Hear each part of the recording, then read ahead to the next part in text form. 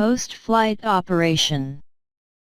Remote pilot in command should scan the landing area for potential obstruction hazards and recheck weather conditions. Remote pilot in command should announce to the UAS coordinator and any other people around that the drone is on final approach and inbound to land. Remote pilot in command should always be prepared to reject or abort a takeoff or landing. Carefully land the drone away from any obstructions and people.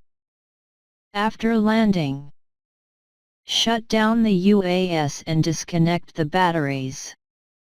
Power down the camera or sensors. Visually check drone for signs of damage or excessive wear. Verify that mission objectives have been met.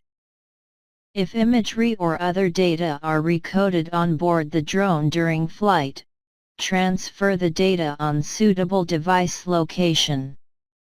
If all data and imagery is transmitted to the GCS and recorded on the GCS during the flight, then operators may wish to consider backing up the data prior conducting additional flight operations.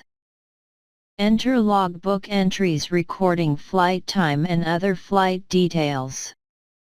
In case there are multiple flights to be conducted, repeat checklist steps to prepare the drone for launch again.